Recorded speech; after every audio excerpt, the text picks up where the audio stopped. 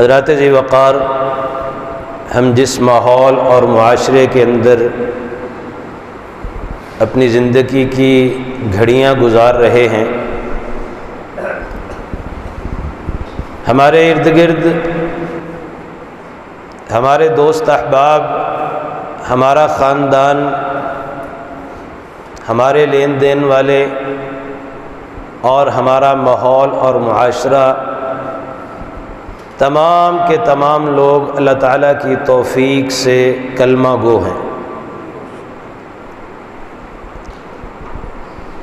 پورا ماحول اور معاشرہ اس بات پر یقین رکھتا ہے کہ اللہ رب العزت والجلال کی ذات وحدہ لا شریک ہے، اور جناب محمد الرسول اللہ صلی اللہ علیہ وسلم خاتم النبیین ہیں، سید الاولین والآخرین ہیں۔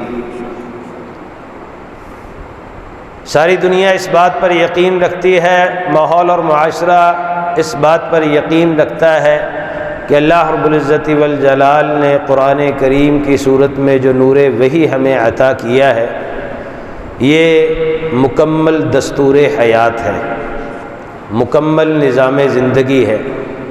یہ صرف عبادت کی کتاب نہیں ہے، بلکہ زندگی کے ایک ایک لمحے پر انسانیت کی رہنمائی کرتی ہے۔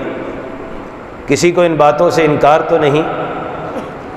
اللہ پر یقین، اللہ کے رسول پر یقین، اللہ رب العزت والجلال کی طرف سے اترنے والے نور وحی پر ایمان اور یقین۔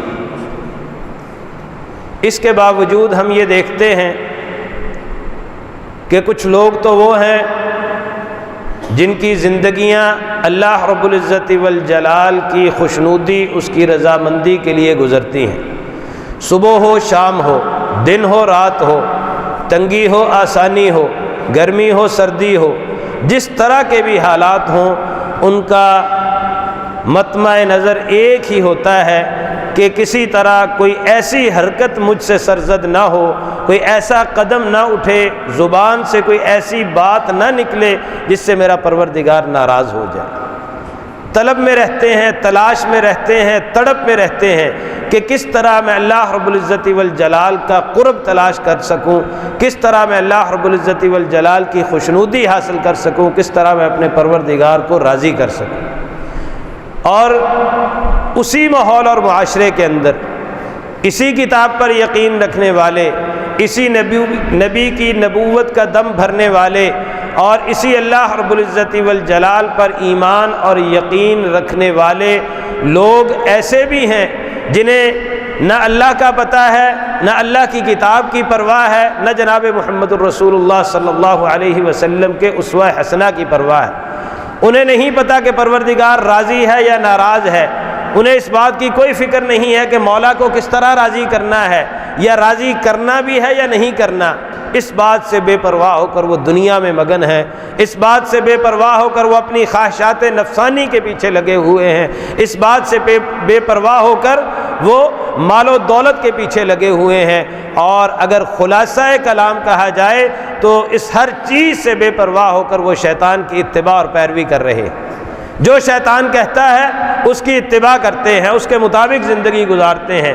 اس بات کی کوئی پرواہ نہیں، نہ کبھی اس بات کی کوشش کی ہے کہ میں جان لوں کہ میرا پروردگار کیا کہتا ہے۔ دونوں ہی کلمہ گو ہیں، دونوں ہی اللہ پر یقین اور ایمان رکھنے والے ہیں، دونوں ہی جناب محمد الرسول اللہ صلی اللہ علیہ وسلم کی عزت احترام کرنے والے، آپ کی نبوت اور ایمان پر یقین رکھنے والے ہیں۔ پھر یہ تفاوت کیوں ہے؟ پھر یہ فرق کیوں ہے؟ ایک اس طرف جا رہا ہے، ایک اس طرف جا رہا ہے، ایک جنت کی طرف جا رہا ہے، ایک جہنم کی طرف جا رہا ہے، ایک پروردگار کو راضی کر رہا ہے، دوسرا پروردگار کو ناراض کر رہا ہے، ایک کو اپنے انجام کی فکر ہے، دوسرا اپنے انجام سے بے پرواہ ہے، ایک اپنے خالق کی مانتا ہے اور ایک خالق کے بدترین دشمن اور اپنے بدترین دشمن کی اتباع اور پیروی کر رہا ہے۔ یہ کون سی طاقت ہے، یہ کون سی چیز ہے انسان کے اندر جو اسے ایک کو اس راستے پر چلا رہی ہے، دوسرے کو اس راستے سے دور کر رہی ہے؟ یہ انسان کو اللہ رب العزت والجلال کی دی ہوئی نعمت ایمان ہے، جو انسان کو ایک سیدھے راستے پر چلا رہی ہے، اور دوسرے انسان کے پاس یہی نعمت مفقود ہے اور وہ غلط راستے پر چل رہا ہے، وہ جہنم کے راستے پر چل رہا ہے۔ اسے اس بات کی پرواہ نہیں۔ یہ انسان کے اندر نعمت ایمان ہے، ایمان کی طاقت ہے، ایمان کی قوت ہے۔ یہ طاقت، یہ قوت جتنی مضبوط ہوگی انسان اتنا اللہ رب العزت والجلال کے قریب ہوگا، اتنی ہی اسے آخرت کی پرواہ ہوگی، اور اتنی ہی اس کی زندگی کتاب اللہ اور سنت رسول اللہ کے مطابق گزرے گی۔ اور جتنا وہ اس نعمت سے محروم ہے، جتنی اس کی قوت ایمانی کمزور ہے، اتنا وہ اللہ رب العزت والجلال سے دور ہوگا، اور اتنا ہی وہ اللہ رب العزت والجلال کی تعلیمات اور اس کے احکامات سے بے پرواہ ہوگا۔ اسے کچھ نہیں پتا ہوگا کہ میرا پروردگار کیا کہتا ہے اور مجھے اس نے اس دنیا میں کس مقصد کے لیے بھیجا ہے، اس لیے کہ اسے پتہ ہی نہیں ایمان ہوتا کیا ہے، اسے پتہ ہی نہیں یقین ہوتا کیا ہے، اسے پتہ ہی نہیں کہ میرے اندر طاقت اور قوت کیسے پیدا ہو سکتی ہے، میں اپنے بدترین دشمن کے ساتھ، شیطان کے ساتھ کس طرح جنگ کر سکتا ہوں، میں اپنے خواہشات نفسانی پر کس طرح غلبہ پا سکتا ہوں۔ سمجھتا یہی ہے کہ میں نے لا الہ الا اللہ پڑھ لیا میں مومن ہو گیا، سمجھتا یہی ہے کہ میں نے لا الہ الا اللہ پڑھ لیا میں جنت کا حقدار ہو گیا، مجھے کچھ کرنے کی ضرورت نہیں ہے۔ لیکن یہ اس کی خام خیالی ہے، یہ اس کی خام خیالی ہے۔ کلمہ سارے پڑھتے ہیں، اللہ رب العزت والجلال پر سارے یقین رکھتے ہیں، اس کلمے کے تقاضے پورے نہیں کرتے، اس ایمان کے تقاضے پورے نہیں کرتے۔ جناب محمد الرسول اللہ صلی اللہ علیہ وسلم پر ایمان کے تقاضے پورے نہیں کرتے۔ یہ ایمان کے تقاضے تب پورے ہوتے ہیں جب انسان کے دل کے اندر قوت ایمانی ہو، جب اسے پتہ ہو کہ ایمان کہتے کسے ہے، جب اسے پتہ ہو کہ اللہ رب العزت والجلال پر ایمان کے معانی کیا ہے، کتاب اللہ پر ایمان کے معانی کیا ہے، اور جناب محمد الرسول اللہ صلی اللہ علیہ وسلم پر ایمان کے معانی کیا ہے۔ اسی لیے اللہ رب العزت والجلال نے فرمایا کہ یا ایھا الذین آمنوا آمنوا باللہ ورسولہ، لوگوں کلمہ پڑھ کے کسی گھمنڈ اور تکبر کا شکار مت ہو جانا، یہ دو چار ٹوٹے پھوٹے سجدے دے کر اللہ رب العزت والجلال پر احسان مت جتلانا، بلکہ آمنوا باللہ ورسولہ، اے اہل ایمان اللہ اور اللہ کے رسول پر ایمان لے آؤ۔ کوئی چیز ہے نا، اللہ تعالیٰ اہل ایمان کو حکم دے رہا ہے کہ اللہ پر ایمان لے آؤ۔ ہم سمجھتے ہیں کہ لا الہ الا اللہ پڑھ لیا ایمان کی تکمیل ہو گئی، نہیں، بلکہ انسان کے ایمان کے اندر بہتری پیدا ہوتی ہے، انسان کے ایمان کی ترقی ہوتی ہے، انسان اس ایمان کی آبیاری کرتا چلا جاتا ہے۔ جیسے جیسے یہ ایمان بڑھتا چلا جائے گا ویسے ویسے انسان کے اندر اپنے دشمن کے ساتھ جنگ کرنے کی طاقت پیدا ہوتی چلی جائے گی، ویسے ویسے انسان اپنی خواہشات نفسانی پر غلبہ پانے میں طاقتور ہوتا چلا جائے گا، ویسے ویسے انسان اللہ رب العزت والجلال کے قریب ہوتا چلا جائے گا۔ اور یہ ایمان کیسے بڑھتا ہے، یہ ایمانی طاقت کیسے پیدا ہوتی ہے، یہ ایمانی غیرت کیسے پیدا ہوتی ہے، اللہ رب العزت والجلال نے قرآن کریم میں رہنمائی فرما دی ہے، بتا دیا ہے کہ اذا تلیت علیہم آیاتہ زادتہم ایمانا، جب قرآن کریم کی آیات ان پر تلاوت کی جاتی ہے ان کا ایمان بڑھ جاتا ہے، اللہ پر یقین بڑھ جاتا ہے، پھر انہیں دنیا میں کسی کا خوف نہیں رہتا، کسی کی پرواہ نہیں رہتی، لا خوف علیہم ولا هم یحزنون۔ اور یہی اہل ایمان کی صفت ہے، ان الذین قالوا ربنا اللہ ثم استقاموا تتنزل علیہم الملائکۃ الا تخافوا ولا تحزنوا وابشروا بالجنۃ التي كنتم توعدون نحن اولیاؤکم فی الحیاۃ الدنیا وفی الآخرہ ولکم فیہا ما تشتہی انفسکم ولکم فیہا ما تدعون۔ آج تو دنیا ولایت پانے کے لیے، اللہ کا ولی بننے کے لیے پتہ نہیں کیا کیا ڈھونگ رچاتی ہے، کیا کیا پاپڑ بیلتی ہے۔ اللہ رب العزت والجلال نے آسان سا نسخہ بتا دیا ہے، الا ان اولیاء اللہ لا خوف علیہم ولا هم یحزنون الذین آمنوا وکانوا یتقون۔ اللہ پر ایمان لے آئے، ایمان کے تقاضے پورے کر لیں، وکانوا یتقون، اور اللہ رب العزت والجلال کی خشیت، تقوی اور پرہیزگاری اپنے دلوں کے اندر پیدا کر لے، اللہ رب العزت والجلال کا ولی بن جاتا ہے انسان۔ دوسرے لفظوں میں یوں کہہ لیجئے، جو حقیقی مومن ہے وہ اللہ رب العزت والجلال کا ولی ہے، اور اللہ رب العزت والجلال جن کو ولایت کا مرتبہ عطا کر دے، جس کے دوست اور ولی بن جائیں، اللہ ولی الذین آمنوا یخرجہم من الظلمات الی النور، اللہ تعالیٰ پھر اسے شیطان کا دوست نہیں بننے دیتا، اس پر شیطان کا وار نہیں چلتا، اس نے اللہ رب العزت والجلال سے جب مہلت مانگی تھی تو کیا کہا تھا؟ الا عبادک المخلصین، اے اللہ تیرے جو مخلص بندے ہیں نا ان کے علاوہ باقی سب پر وار کروں گا، تیرے مخلص بندوں پر میرا زور نہیں چلے گا، اس لیے کہ وہ اللہ رب العزت والجلال کی ولایت میں ہوں گے، اور جو اللہ کی ولایت میں ہے یخرجہم من الظلمات الی النور، پروردگار ان کو ظلمات سے، اندھیروں سے نور کی طرف لے کر آتا ہے۔ اللہ رب العزت والجلال انہیں گمراہی سے ہدایت کی طرف لے کر آتا ہے، اور یہ ہدایت کہ کسے نصیب ہوتی ہے؟ اس کو نصیب ہوتی ہے جو اللہ رب العزت والجلال کے قرآن پر یقین رکھتا ہے، اس کے مطابق زندگی گزارتا ہے اور اس کی تعلیمات کو فالو کرتا ہے اور ان کو سمجھنے کی کوشش کرتا ہے۔ ہماری تو ساری زندگی گزر جاتی ہے، بوڑھے ہو جاتے ہیں، 70 سال 80 سال 90 سال، اگر میں یہ کہوں ہم میں سے اکثریت ایسی ہے جنہیں یہ نہیں پتا کہ سورہ فاتحہ کا ترجمہ کیا ہے، تو اس میں کوئی مبالغے کی بات نہیں ہوگی۔ کیا ہم میں سے پتہ کتنے لوگوں کو پتہ ہے کہ جب ہم اللہ رب العزت والجلال کے حضور کھڑے ہوتے ہیں، سورہ فاتحہ کی تلاوت کرتے ہیں، تو ہم کیا کر رہے ہوتے ہیں؟ ہم تو یہی سمجھتے ہیں کہ مصلی پہ آ کے کھڑے ہو گئے ہیں، امام کی اتباع اور پیروی کر رہے ہیں، لیکن حقیقت یہ ہے کہ ہم پروردگار کے ساتھ محو گفتگو ہوتے ہیں۔ الحمدللہ رب العالمین کہتے ہیں، پروردگار جواب دیتا ہے۔ الرحمن الرحیم کہتے ہیں، پروردگار جواب دیتا ہے۔ مالک یوم الدین کہتے ہیں، پروردگار ایک ایک کلمے پر اللہ رب العزت والجلال جواب دیتا ہے۔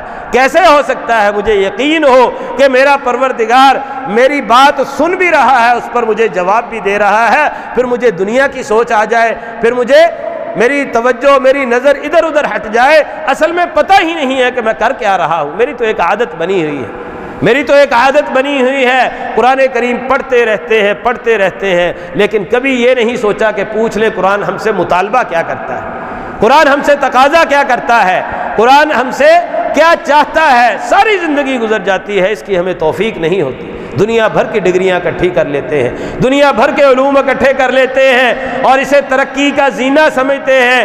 حقیقی ترقی یہ ہے کہ انسان اللہ رب العزت والجلال کی اس کتاب کو پڑھے، اس کو سمجھے اور اس کے جو تقاضے ہیں ان تقاضوں کو پورا کرنے کی کوشش کرے، پھر انسان مومن کہلاتا ہے، پھر انسان کا ایمان ہر آیت پر بڑھتا ہے، پھر نماز میں کھڑے ہو کر اسے تھکن محسوس نہیں ہوتی، پھر امام الانبیاء سیدنا محمد الرسول اللہ صلی اللہ علیہ وسلم کے فرمان کے مطابق اسے راحت حاصل ہوتی ہے۔ جی چاہتا ہے کہ نماز طویل ہوتی چلی جائے، قرات طویل ہوتی چلی جائے۔ سفر سے تھکے ہوئے آئے ہیں، کیا حکم دے رہے ہیں کہ ذرا سستی، ذرا تھکاوٹ دور کر لیں پھر نماز پڑھیں گے؟ نہیں، فرمایا کہ اذن یا بلال ارحنا بالصلاۃ، اے بلال اذان دو تاکہ نماز سے اپنی تھکاوٹ دور کریں۔ ہم تو نمازوں میں تھکتے ہیں، ہم تو قرآن کریم کی تلاوت میں تھکتے ہیں، تھوڑی سی کتاب اللہ اور سنت رسول اللہ کی صدائیں سننی پڑ جائیں تو ہم تنگ آ جاتے ہیں۔ وجہ کیا ہے؟ وجہ یہی ہے کہ ہمیں پتہ ہی نہیں ہے، طوطے کی طرح رٹا ہوا ہے، طوطے کی طرح قرآن کریم رٹا ہوا ہے، پتہ نہیں کہ قرآن کریم ہم سے تقاضا کیا کرتا ہے۔ ہم نے اسے کتاب عبادت سمجھا ہوا، یہ کتاب عبادت نہیں ہے، یہ کتاب حیات ہے، یہ دستور زندگی ہے۔ ایک ایک قدم اٹھانے سے پہلے واجب ہے ہم پر کہ قرآن سے پوچھیں مجھے کیا کرنا ہے، زبان سے کلمہ نکالنے سے پہلے قرآن سے پوچھیں مجھے کیا کرنا ہے، اللہ کے نبی سے پوچھیں مجھے کیا کرنا ہے۔ لیکن ہمیں تو اس کی توفیق ہی نہیں ہوتی، ہمیں تو اس کی توفیق ہی نہیں ہے۔ وجہ کیا ہے کہ ما قدر اللہ حق قدرہ، جیسے اللہ تعالیٰ کی قدر کرنے کی، اللہ رب العزت والجلال پر ایمان کا حق تھا، ویسے ہم نے حق ادا نہیں کیا، جیسے کتاب کا حق تھا ہم نے اس کا حق ادا نہیں کیا، اس کو سمجھنے کی کوشش نہیں کی۔ کتنے لوگ ایسے ہیں جنہوں نے قرآن کریم کا ترجمہ پڑھا ہے؟ شاید گنتی کے چند ایک لوگ نکلے۔ کتنے لوگ ایسے ہیں جنہیں وہ مسائل معلوم ہیں جو قرآن کریم میں اللہ رب العزت والجلال نے زندگی گزارنے کے لیے لازم قرار دے دیے۔ اگر میں یہ کہوں تو اللہ کی قسم مبالغہ نہ ہوگا، ہم میں سے اکثریت وہ ہے جسے غسل جنابت کا طریقہ نہیں آتا، جس پر ہماری عبادات کا انحصار ہے، اور ہم سمجھتے ہیں کہ اللہ رب العزت والجلال کی عبادتیں کر رہے ہیں، یہ ہمارا دین کے ساتھ تعلق ہے۔ ہمیں اپنے پیشاب اور استنجے کے طریقے نہیں آتے، شریعت نے ہمیں کیا سکھایا ہے، کیسا یہ اللہ رب العزت والجلال پر ایمان ہے، کیسا یہ کتاب اللہ پر ایمان ہے، کیسا یہ جناب محمد الرسول اللہ صلی اللہ علیہ وسلم پر ایمان ہے۔ یہ سب اپنے آپ کو دھوکے میں مبتلا کیا ہوا ہے، ہم نے اپنے آپ کو دھوکے میں مبتلا کیا ہوا ہے، دنیا داری کے لیے تڑپتے ہیں، مرتے ہیں اور تعلقات توڑ لیتے ہیں، بھائیوں کے خون کر دیتے ہیں، بہنوں کے حق غصب کر لیتے ہیں اور اللہ رب العزت والجلال کی نافرمانی پر اتر آتے ہیں۔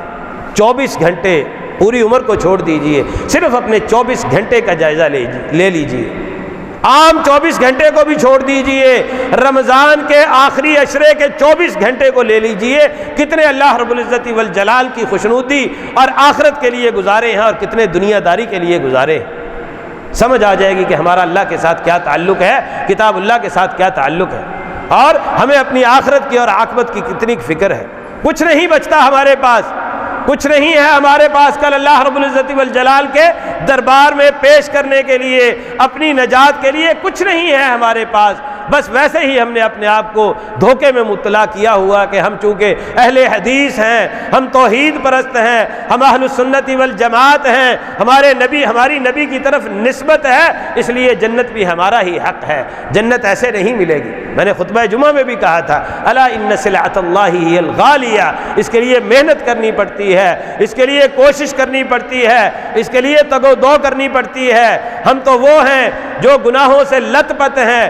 امام الانبیاء شکر گزاری کے لیے ساری رات اللہ رب العزت والجلال کے حضور قیام کرتے تھے۔ یہ محنتیں، یہ مشقتیں صحابہ کی زندگیوں کو دیکھ لیجئے۔ قرآن کریم میں اللہ تعالیٰ نے فرمایا ہے کہ اولئک الذین، انبیاء کا تذکرہ کرنے کے بعد اولئک الذین ھدی اللہ فبہداہ مقتدی، یہ ہدایت یافتہ تھے، ان کے طریقے پر چلو گے تو پھر تم اللہ رب العزت والجلال کے صالح بندوں کے اندر شامل ہوگے۔ اور اللہ رب العزت والجلال نے قرآن کریم میں ان کے بعد جو اللہ تعالیٰ کی مخلوق ہے، اللہ تعالیٰ کے پسندیدہ ہیں، ان کے بارے میں فرمایا کہ فَإِنْ آمَنُوا بِمِثْلِ مَا آمَنْتُمْ بِهِ فَقَدِ اهْتَدَوْا۔ دنیا داری کے لیے تو ہمارے پاس بڑے بڑے آئیڈیل ہیں، بڑے بڑے آئیڈیل رکھے ہیں، فلاں نے کیسے کامیابی حاصل کی، فلاں نے کیسے کامیابی حاصل کی، لیکن جب دین کی بات آتی ہے، قرآن کہتا ہے کہ جب تک صحابہ جیسا ایمان پیدا نہیں کرو گے تب تک ہدایت یافتہ نہیں ہو سکتے۔ لیکن جب یہ مثال سمجھائی جاتی ہے، کہتے ہیں جی ہم تو گنہگار ہیں، کہاں صحابہ اور کہاں ہم لوگ۔ اور جب دنیا داری کی بات آتی ہے، ہر ایک کی خواہش ہے کہ میں بل گیٹس بن جاؤں، میں فلاں بن جاؤں، میں فلاں بن جاؤں۔ اس نے کس طریقے سے دولت کمائی، میں اس طریقے سے دولت کماؤں۔ کاروبار کو دیکھ لیجئے اور ملازمت کو دیکھ لیجئے، بڑے بڑے آئیڈیل بنائے ہوئے ہیں، لیکن دین کے لیے ہمارے پاس کچھ نہیں ہے، دین کے لیے کچھ نہیں ہے۔ یہی وجہ ہے کہ اللہ رب العزت والجلال کی طرف سے ہم پر چھوٹی چھوٹی مشکلات، چھوٹے چھوٹے عذاب نازل ہوتے رہتے ہیں۔ کس لیے؟ لعلہم یرجعون، لوگوں شاید تم لوٹ آؤ۔ یہ تو امام الانبیاء کی دعا ہے نا، اس دعا کی وجہ سے بچے ہوئے ہیں، وگرنہ تمام امتوں کے گناہ اکٹھے کر لیے جائیں وہ سارے ہمارے اندر موجود ہیں۔ میں یہ کہا کرتا ہوں کہ یہ مت کہا کریں کہ امت محمدیہ کے اندر موجود ہے۔ اگر امت محمدیہ ہوتے، اگر نسبت سچی ہوتی، اگر تعلق سچا ہوتا تو پھر ہمارے اندر وہ خامیاں نہ ہوتی، پھر ہمارا ایمان صحابہ جیسا ایمان ہوتا۔ ہم تو وہ ہیں جن کے ایمان پر امام الانبیاء نے رشک کیا ہے۔ صحابہ سے پوچھا تھا نا کہ کس کا ایمان تعجب میں مبتلا کرتا ہے، فرمایا کہ اللہ تعالیٰ کے فرشتوں کا۔ نبی صلی اللہ علیہ وسلم نے فرمایا کہ ان کا تعجب والی کون سی بات ہے، وہ تو لا یعصون اللہ ما امرهم ویفعلون ما یؤمرون، وہ تو اللہ تعالیٰ کے پابند ہیں، وہ کرنا ہے انہوں نے جو اللہ رب العزت والجلال نے کہا ہے۔ ہمارا ایمان، فرمایا تمہارا کون سا کمال ہے، تم نے تو نبوت دیکھی ہے، تم نے تو نزول قرآن دیکھا ہے، تم نے تو معجزات دیکھے ہیں، تم نے تو مجھے دیکھا ہے، تمہارا ایمان بھی کوئی کمال کی بات نہیں ہے۔ اللہ کے نبی پھر کون ہے جن کا ایمان تعجب امیز ہے، جن کا ایمان لانا حیران کن ہے؟ فرمایا کہ وہ لوگ جنہوں نے نہ نبوت کو دیکھا، جنہوں نے نہ نزول قرآن کو دیکھا، جنہوں نے نہ تمہیں دیکھا، لیکن اس کے باوجود وہ اللہ رب العزت والجلال اور مجھ پر ایمان لے آئے، اور یہی حقیقی ایمان بالغیب ہے جن کا تذکرہ اللہ رب العزت والجلال نے سورہ جمعہ کے اندر فرمایا ہے۔ سورہ جمعہ کے اندر تذکرہ فرمایا اللہ تعالیٰ نے، اور امام الانبیاء نے سیدنا محمد الرسول اللہ صلی اللہ علیہ وسلم نے حضرت سلمان فارسی کے بارے میں کہا تھا، جو دور سے، عرب سے نہیں عجم سے اٹھ کے گئے تھے، کس لیے؟ صرف امام الانبیاء کی تلاش میں، ایمان کی تلاش میں۔ فرمایا کہ یہ وہ لوگ ہیں، اگر دین آسمان کی بلندیوں پر ہوتا تو یہ وہاں سے بھی جا کر ڈھونڈ کے لے آتے، یہ وہاں سے بھی ڈھونڈ کر لے آتے۔ اور پھر امام الانبیاء نے ان لوگوں کا تذکرہ کیا جو بعد میں آنے والے ہیں، یعنی میرا اور آپ کا اور قیامت تک آنے والوں کا تذکرہ کیا، جنہوں نے نہ زمانہ نبوت دیکھا، نہ معجزات دیکھے، نہ نزول قرآن دیکھا، اس کے باوجود اللہ رب العزت والجلال پر ایمان لائے۔ فرمایا اصل کمال تو ان کا ہے، لیکن ہمیں تو اپنی اہمیت کا احساس ہی نہیں ہے، ہمیں تو اپنے مقام کا احساس ہی نہیں ہے کہ اے بندے تجھے اللہ تعالیٰ نے کیا مقام دیا ہے۔ اللہ کی قسم، اگر مومن کو اپنے مقام کا، اپنے مرتبے کا، اللہ رب العزت والجلال کے ہاں اس کی جو عزت ہے اس کا احساس ہو جائے تو انسان اللہ رب العزت والجلال کی عبادت سے اور اس کی مرضی سے ایک منٹ کے لیے بھی روگردانی نہ کرے۔ لیکن ہمیں پتہ ہی نہیں ہے، ہمیں پتہ ہی نہیں ہے۔ جب اللہ تعالیٰ کا ذکر کرتے ہیں، آپ کو پتہ ہے کہ اس وقت کیا ہو رہا ہے؟ ملائے اعلیٰ میں اللہ تعالیٰ اپنے مقرب فرشتوں میں میرا اور آپ کا تذکرہ کر رہے ہیں کہ میرے بندے اس وقت دین کی مجلس، ذکر کی مجلس لگا کے بیٹھے ہوئے۔ اور جب آپ سیکھنے کے لیے آتے ہیں، جب آپ سیکھنے کے لیے آتے ہیں، کچھ پتہ ہے آپ کا استقبال کس طرح ہوتا ہے؟ فرشتے آپ کے قدموں کے نیچے پر بچھاتے ہیں۔ اور دنیا میں یہ سعادت کسی کو ہے؟ کوئی صدر ہو، وزیر اعظم ہو، کوئی چیف آف آرمی سٹاف ہو، کوئی دنیا کا حاکم ہو، کسی کو یہ سعادت نہیں۔ زیادہ سے زیادہ یہ ریڈ کارپٹ کی سعادت حاصل ہوتی ہے۔ اللہ تعالیٰ کے وہ مقرب فرشتے جن کا کام کیا ہے؟ صبح و شام اللہ رب العزت والجلال کی تسبیح کرتے ہیں۔ وہ کیا کرتے ہیں؟ وہ میرے اور آپ کے قدموں کے نیچے جب ہم اخلاص کے ساتھ اللہ کے دین کو سیکھنے کے لیے آتے ہیں، وہ ہمارے قدموں کے نیچے پر بچھاتے ہیں۔ لیکن ہمیں پتہ ہی نہیں ہوتا ہم جا کس مقصد کے لیے جا رہے ہیں۔ ہم تو چسکا لینے کے لیے جا رہے ہیں کہ مولوی صاحب بڑی کمال کی گفتگو کرتے ہیں، بڑا ہنساتے ہیں، بڑے چٹکلے سناتے ہیں۔ اور ہمارے نزدیک کامیاب خطیب اور عالم بھی وہ ہے جو محفل میں نعرے لگوا دے اور محفل کو ہنسا ہنسا کے پاگل کروا دے۔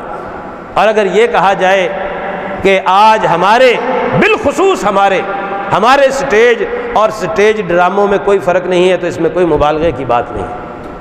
ہمیں پتہ ہی نہیں کہ عالم دین کون ہوتا ہے، ہمیں پتہ ہی نہیں ہے کہ اللہ والا کون ہوتا ہے، ہمیں پتہ ہی نہیں ہے کہ دل کی غذا کہاں سے ملتی ہے، یہ دل کی غذا کی اہمیت کیا ہے۔ وَلَنُحْيِيَنَّهُ حَيَاتًا طَيِّبَةً، حیات طیبہ کہاں سے ملتی ہے؟ ہم تو کانوں کا چسکا ڈھونڈتے ہیں اور جب باہر نکلتے ہیں تو انتہائی معذرت کے ساتھ ماذا قال آنفا، پھر ایک دوسرے سے پوچھتے ہیں کہ کبھی کیا بات ہو رہی تھی۔ دین کی کوئی بات یاد نہیں رہتی، لطیفے یاد رہ جاتے ہیں، چٹکلے یاد رہ جاتے ہیں۔ کبھی ایسا ہوا ہے کہ آپ کسی مجلس میں، کسی جلسے میں، کسی درس میں، کسی خطبہ جمعہ میں گئے ہوں اور آنے اور جانے کے درمیان آپ کے اندر کوئی تبدیلی پیدا ہوئی ہو؟ 70-80 سال عمر ہو گئی میری، اور ہر 7ویں دن میں مسجد میں جا کے خطبہ جمعہ سنتا ہوں۔ کچھ نہ کریں، ہر جمعے ایک حکم اللہ رب العزت والجلال کا سمجھ لیں، قرآن کریم کی ایک آیت یاد کر لیں، تو زندگی میں 70 سالہ زندگی میں انسان کا علم کہاں تک پہنچ جاتا ہے۔ ہر جمعے سورہ سجدہ سنتے ہیں، ہر جمعے سورہ دہر سنتے ہیں۔ کتنے لوگ ایسے ہیں جنہیں سن کے یاد ہو گئی؟ بس میں بیٹھے، بس میں میوزک لگا ہو، 2-4 مرتبہ سن لیں تو وہ یاد ہو جاتا ہے، اور جہاں ضرورت ہو وہ یاد آ بھی جاتا ہے، استحضار ہو جاتا ہے۔ کبھی قرآن کریم بھی ایسے یاد ہوا ہے؟ وہ صحابہ اکرام رضوان اللہ علیہم اجمعین نبی صلی اللہ علیہ وسلم سے سن کے یاد کیا کرتے ہیں۔ یہ ہمارا تعلق ہے دین کے ساتھ، یہ ہمارا دین کے ساتھ تعلق ہے۔ دین کی مجلسوں میں آتے ہیں تو دین کے لیے نہیں بلکہ اپنی خواہشات نفسانی کی تکمیل کے لیے آتے ہیں۔ مزہ آنا چاہیے، لطف آنا چاہیے، یہ نہیں کہ کچھ دل کی کیفیت بھی بدل جائے۔ زادتہم ایمانا، اس پر کبھی غور نہیں کیا۔ صحابہ اکرام رضوان اللہ علیہم اجمعین امام الانبیاء کی مجلس میں بیٹھتے تھے اور اعتراف کرتے تھے۔ اللہ کے نبی جب آپ کے پاس ہوتے ہیں کیفیت کچھ اور ہوتی ہے، باہر نکلتے ہیں کیفیت کچھ اور ہوتی ہے۔ اور کبھی کبھی ایسے ہوتا کہ مجمع لگا لیتے، آؤ بیٹھ کر ایمان کی تجدید کریں، اپنے ایمان کو تازہ کریں۔ احب الصالحین ولست منہم لعل اللہ یرزقنی صلاحا، میں نیک تو نہیں ہوں، میں صالح تو نہیں ہوں، لیکن نیک اور صالح لوگوں کو پسند کرتا ہوں۔ کس لیے؟ لعل اللہ یرزقنی صلاحا، ہو سکتا ہے کہ ان کے ساتھ بیٹھ بیٹھ کے اللہ تعالیٰ مجھے بھی نیک اور صالح بنا دے۔ ہماری مجلسیں کیا ہوتی ہیں روزے کی حالت میں؟ چغلی، غیبت، حسد، بغض، عداوت بھرے ہوئے ہیں ہمارے سینے، ہمارے دل، وہ سینے، وہ دل جو صاف اور شفاف ہونے چاہیے ایمان کے لیے، خالی ہونے چاہیے ایمان کے لیے، ان کے اندر اللہ کے بندوں کا، اللہ والوں کا کینہ اور بغض اور عداوت بھری ہوئی ہے۔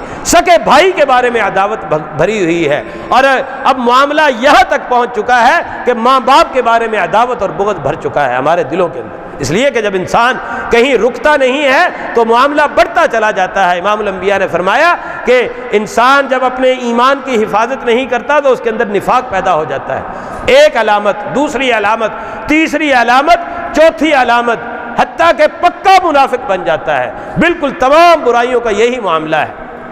جب ہم کہیں رکتے نہیں ہیں، ہم کہیں سٹاپ نہیں کرتے، پھر ہمارے دل جو ہیں وہ زنگ آلود ہوتے چلے جاتے ہیں، اتنا زنگ چڑھ جاتا ہے، اتنا زنگ چڑھ جاتا ہے، پھر ہمیں نیکی اور برائی کی تمیز بھول جاتی ہے، پھر پتہ نہیں ہوتا کہ حق کیا ہے اور باطل کیا ہے، پھر سارے گدھے گھوڑے ہمارے نزدیک برابر ہوتے ہیں، پھر ہم صرف مفادات کی عینک سے سوچتے ہیں، اللہ رب العزت والجلال کی پرواہ نہیں کرتے۔ سبب کیا ہے کہ ہمارے دلوں کے اندر، ہمارے دلوں کی وہ کیفیت نہیں ہے جن دلوں کا اللہ تعالیٰ نے ہم سے مطالبہ کیا ہے۔ ہمارے قلب سلیم نہیں ہے۔ قلب سلیم ہوں گے، دل کو صاف کر لے، دل کو شفاف کر لے، پھر دیکھیں اللہ رب العزت والجلال کے ساتھ تعلق پیدا ہوتا ہے کہ نہیں ہوتا۔ ایک گلاس لے لیں، اس کے اندر گندگی ڈال لیں، زیادہ نہیں، ایک قطرہ پیشاب کا ڈال لیں، اس کے اندر جتنا مرضی دودھ ڈالتے جائیں، کیا وہ پاک ہو جائے گا؟ ایک گلاس کو چھوڑے 10 من دودھ کے اندر، اکثر میں یہ مثال دیا کرتا ہوں، 10 من دودھ کے اندر پیشاب کا ایک قطرہ ڈال لیں، کیا وہ پاک ہو جائے گا؟ کیوں؟ اس لیے کہ ان اللہ طیب، اللہ طیب ہے، لا يقبل الا طیبا، وہ پاکیزہ چیز پسند کرتا ہے۔ پھر وہ دل جس کے اندر کینہ ہے، بغض ہے، عداوت ہے، حسد ہے، اہل ایمان کے خلاف اس کے اندر کینہ بھرا ہوا ہے، شیطان کی محبت اس کے اندر بھری ہوئی ہے، وہاں اللہ کی محبت کیسے رہ سکتی ہے؟ پہلے اس برتن کو صاف کرنا پڑے گا۔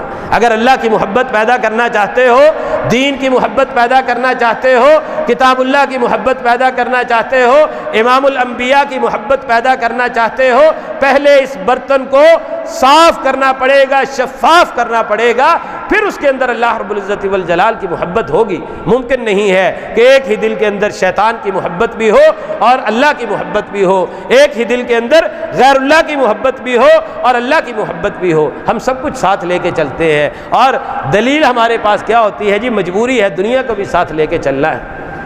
وہ صحابہ اکرام رضوان اللہ علیہم اجمعین جن کے بارے میں اور آپ نہیں، امام الانبیاء نے کہا ہے خیر القرون قرنی ثم الذین یلونہم ثم الذین یلونہم، اور آپ کو عبداللہ ابن مسعود کا وہ تبصرہ بھی بارہا سنایا جا چکا ہے کہ اللہ تعالیٰ نے امام الانبیاء کے بعد اس کائنات میں بنی نوع انسانوں کے دلوں کو ٹٹولا، فوجد قلوب اصحاب محمد خیر قلوب العباد، کائنات میں سب سے بہترین دل نبی صلی اللہ علیہ وسلم کے صحابہ کے دلوں کو پایا، ان کو اپنے نبی کے وزیر بنا دیا۔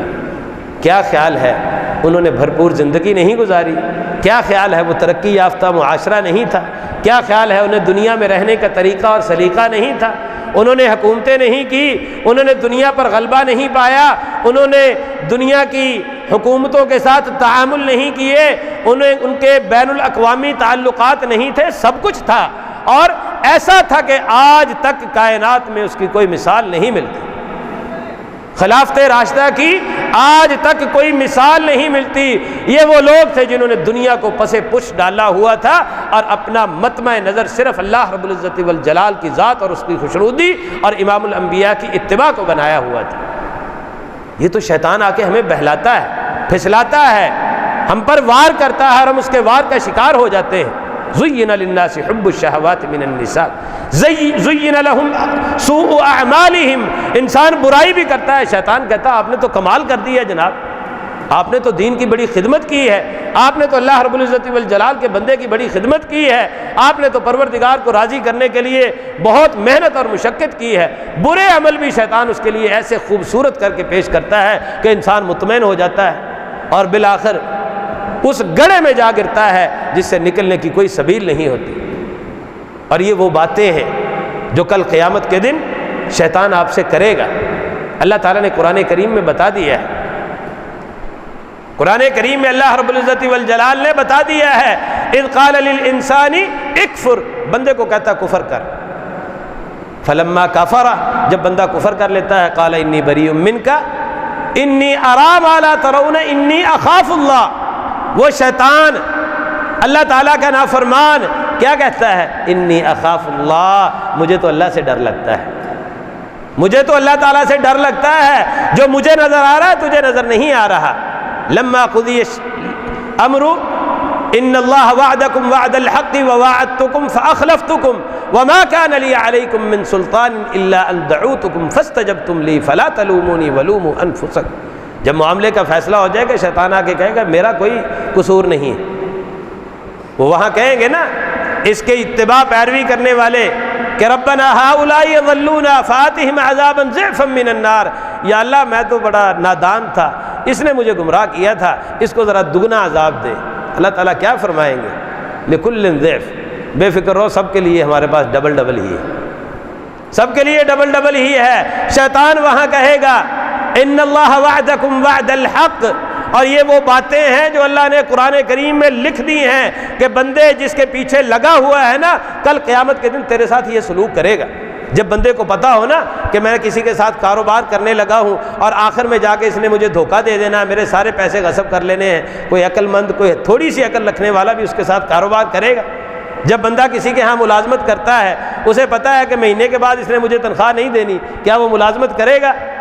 اس کے باوجود جب دین کا معاملہ آتا ہے، قرآن نے بتا دیا ہے کہ یہ شیطان کل تجھ سے برات کا اظہار کرے گا اور تجھے کھری کھری سنا دے گا کہ ان اللہ وعدکم وعد الحق، اللہ نے تو تیرے ساتھ سچا وعدہ کیا تھا، اللہ نے نبی بھی بھیجے تھے، اللہ نے کتابیں بھی بھیجی تھی، معجزات بھی دکھائے تھے، تجھے عقل سلیم بھی دی تھی، تجھے قلب سلیم بھی دیا تھا، اور تجھے دن میں 5 مرتبہ حی علی الصلاح حی علی الفلاح کی صدائیں بھی آتی تھی، اور پتہ نہیں کتنے واعظین اور خطباء اور علماء تجھے اللہ تعالیٰ کی طرف بلاتے تھے، لیکن اس کے باوجود تو نے اس کی نہیں سنی۔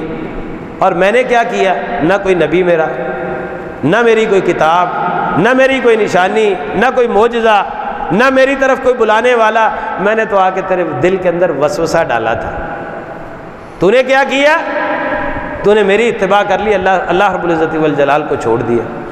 اس لیے فلا تلومونی ولوموا انفسکم، آج مجھے برا بھلا مت کہو، اپنے آپ کو ملامت کرو، اپنے آپ کو ملامت کرو، اس لیے کہ اللہ تعالیٰ نے تجھے عقل دی تھی، اور کس لیے دی تھی؟ اللہ نے تجھے آنکھیں دی تھی، کس لیے دی تھی؟ اللہ تعالیٰ نے تجھے دماغ دیا تھا، کس لیے دیا تھا؟ کان دیے تھے، کس لیے دیے تھے؟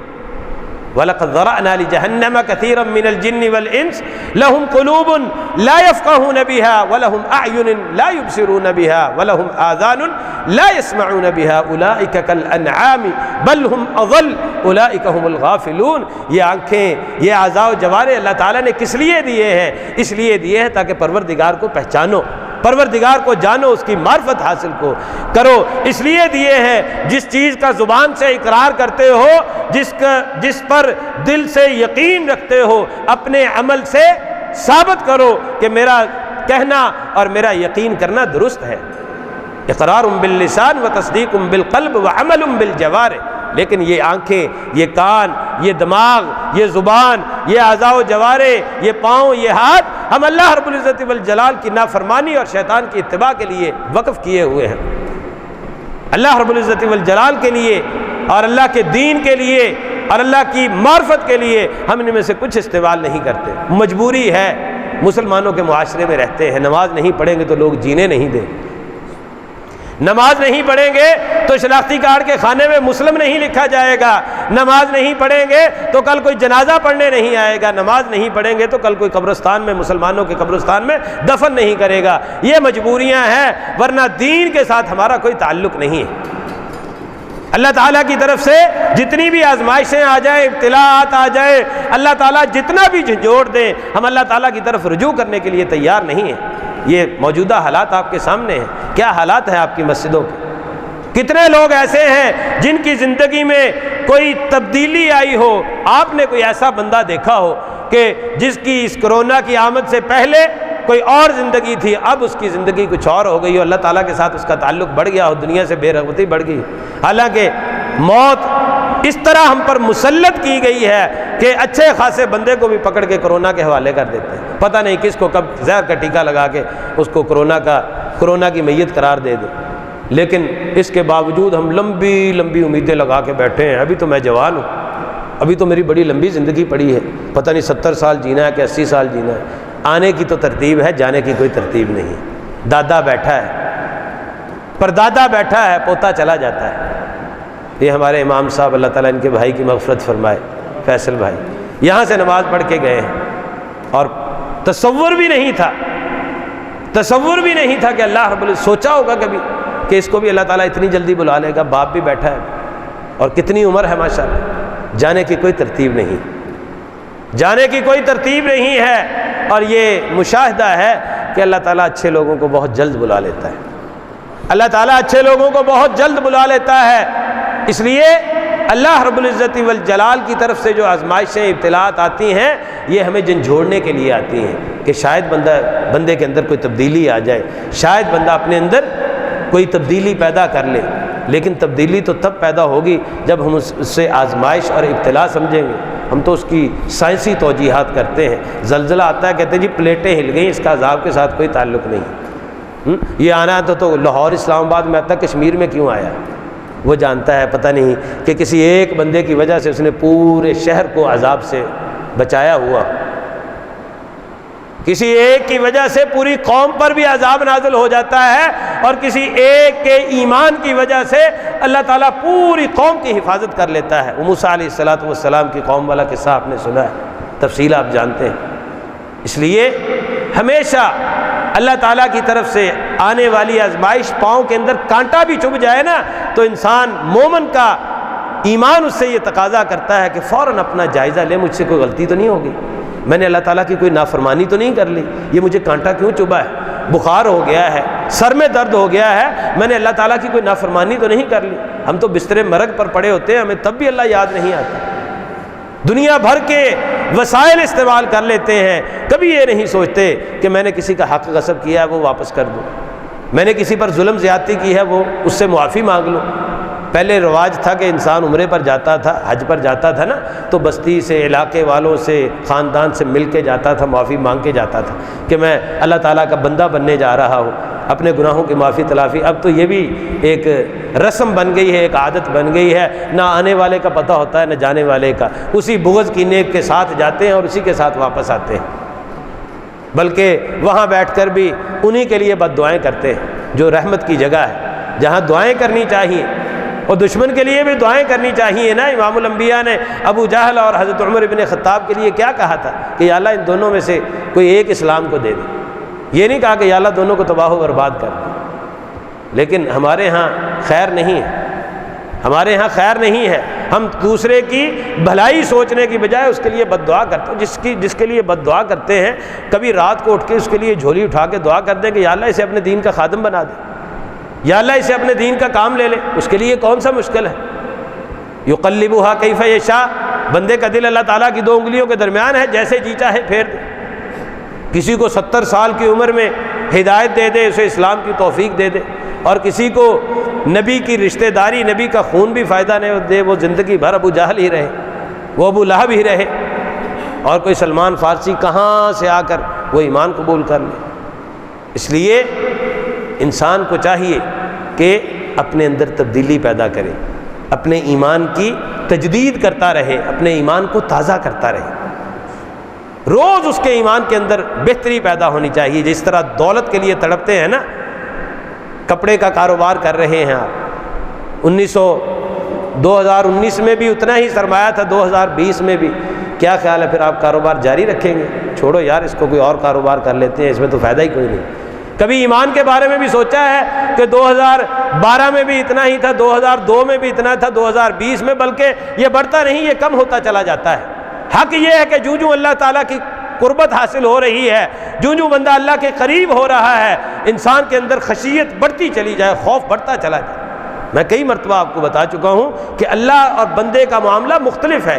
بندہ بندے کے قریب ہوتا ہے تو پتہ چلتا ہے یہ تو میرے جیسا ہی بت ہے۔ ایسے ہی میں نے اس کے بارے میں حوا بنایا ہوا تھا کہ پتہ نہیں کیا چیز ہے، اتنے بڑے جبے کبے والے امام صاحب ہیں، خطیب صاحب ہیں، پتہ نہیں ان کا کیا ہے۔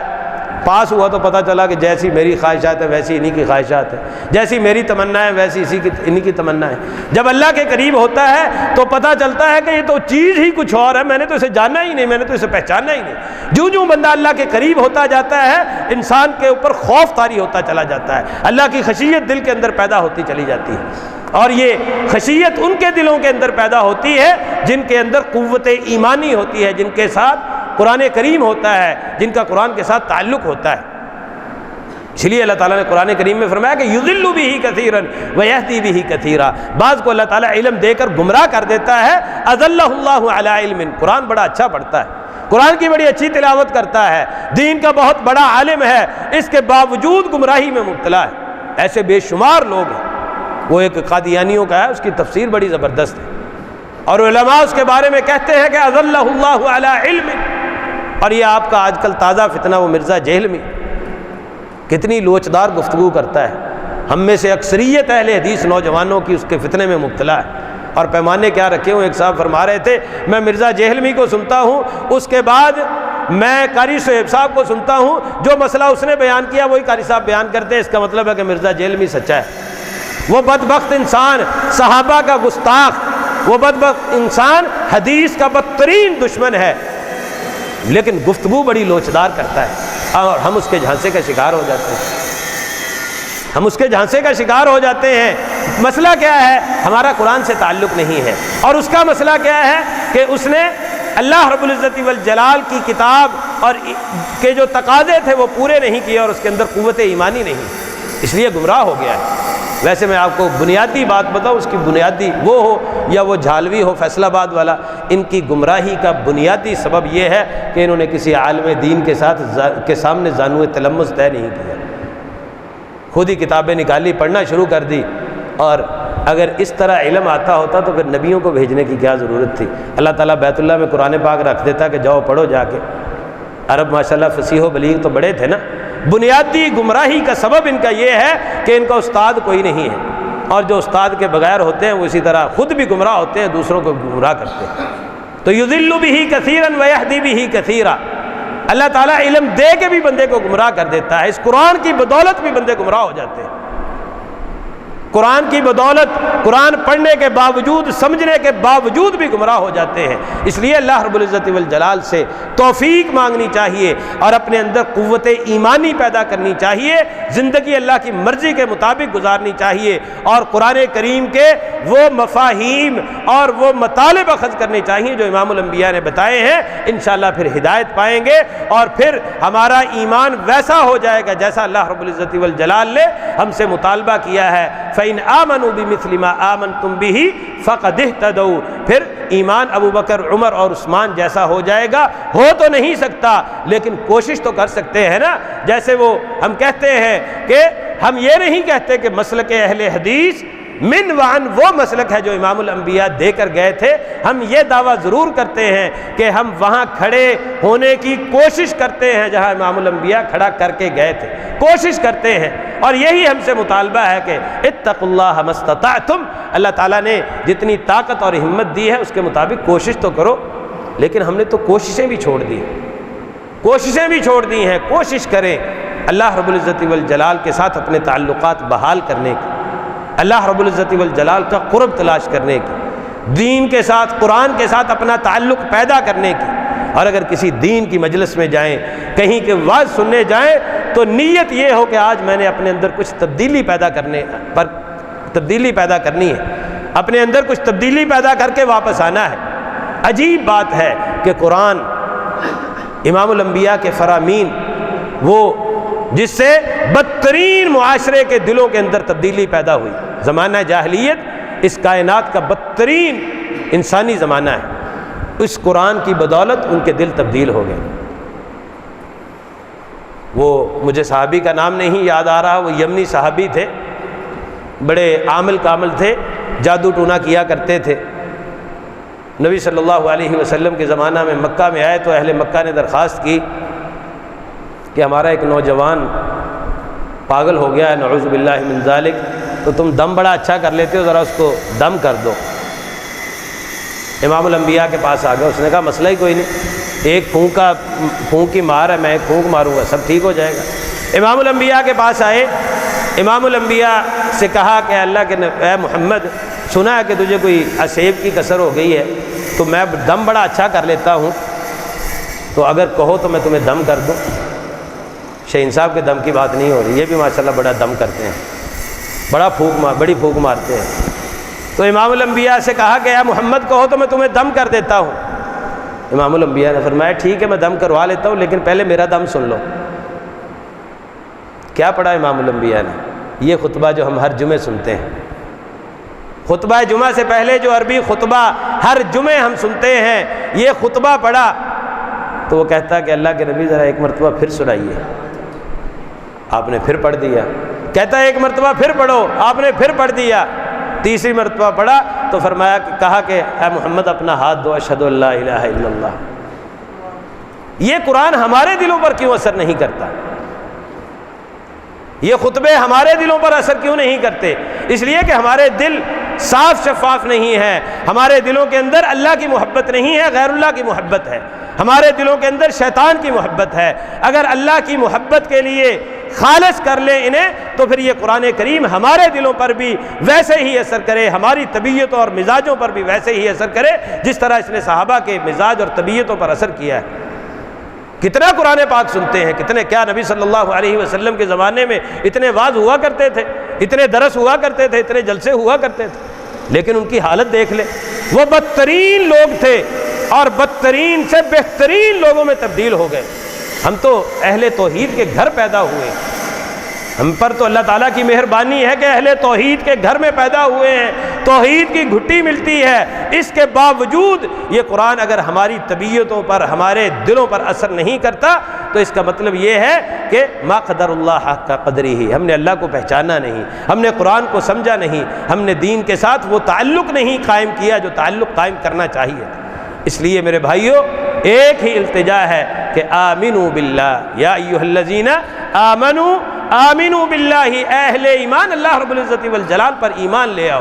میں گفتگو کر رہا تھا کہ روزانہ کی سطح پر اپنا جائزہ لینا چاہیے، جس طرح کاروبار کا جائزہ لیتے ہیں، آج کتنی بچت ہوئی ہے، کل سے بہتر سیل ہوئی ہے یا اس سے کم ہوئی ہے، اگر کم ہوئی ہے تو کیوں کم ہوئی ہے، اس کو بڑھانا کیسے ہے۔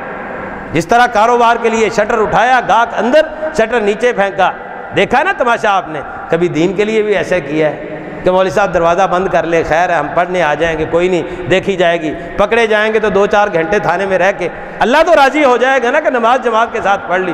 یہاں سب کے پاس حجت موجود ہے کہ جناب گھر میں بھی نماز ہو جاتی ہے، وہ کاروبار کے بغیر بھی زندگی گزرتی ہے کہ نہیں گزرتی؟ تعلقات ختم کرنے سے زندگی گزرتی ہے کہ نہیں گزرتی؟ اللہ تعالیٰ نے سارے دھوکے جس میں انسان مبتلا تھا نا، وہ 200 400 کی گیدرنگ کر کے شادیاں کرتے تھے، مجبوری ہے جی، ناک کٹ جائے گی جی، یہ ہو جائے گا وہ ہو جائے گا، سارے دھوکے اللہ تعالیٰ نے ختم کر دیے، بتا دیا کہ اس طرح بھی زندگی گزر جاتی ہے۔ ٹرانسپورٹ بھی بند کر دی، انٹرنیشنل ٹرانسپورٹ بھی بند کر دی، جہاز بھی بند ہو گئے۔ کیا ہوا؟ چل رہا ہے سارا نظام کہ نہیں چل رہا؟ بندہ سمجھتا تھا کہ پتہ نہیں کیا ہو جائے گا، قیامت آ جائے گی، یہ ہو جائے گا وہ ہو جائے گا، قیامت اس دن آئے گی جس دن کرتے ہیں، سزا سے بھی نہیں ڈرتے۔ وہ اہل سوق بازار والے جانتے ہوں گے، کسی کو 5 لاکھ جرمانہ ہو رہا ہے، کسی کو 50,000، وہ اگلے دن پھر دکان کھول کے بیٹھا ہوتا ہے کہ نہیں شیخ صاحب؟ لاکھوں میں جرمانہ ہو رہا ہے، اگلے دن پھر دکان کھول کے بیٹھا ہے۔ اور یہاں مسجد میں وہ پتہ نہیں جی کیا ہو جائے گا، پولیس پکڑ کے لے جائے گی جی، حالانکہ پولیس نے آپ کو کہنا کچھ نہیں، پکڑنا اس نے مولوی کو ہی۔ فاصلہ مقتدیوں نے نہیں کیا، مقدمہ مولوی پہ، بوڑھے مسجد میں آنے سے رکے نہیں، مقدمہ مولوی پہ، پھر بھی اندر گھروں میں خوف سے بیٹھے ہوئے۔ وہ محبت پیدا کریں، کم سے کم وہ محبت پیدا کریں دلوں کے اندر، دین کے لیے، اللہ کے لیے اور اللہ کے نبی کے لیے، جو محبت دنیا داری کے لیے اور مال کے لیے، پھر دیکھیں اللہ رب العزت والجلال ہمارے اندر تبدیلی پیدا کرتا ہے کہ نہیں پیدا کرتا. پھر دیکھیں کافروں پر ہمارا رعب طاری ہوتا ہے کہ نہیں ہوتا. پھر دیکھیں ہماری اگلی نسلیں ویسی نکلتی ہیں جیسی اللہ رب العزت والجلال نے مطالبہ کیا ہے یا نہیں کیا ہے ہم سے. اللہ تعالیٰ سے دعا ہے کہ اللہ تعالیٰ ہمیں اپنے ایمان کو ٹٹولنے، روز کی سطح پر اس کا جائزہ لینے اور پھر اس کی آبیاری کرنے کی توفیق عطا فرمائے.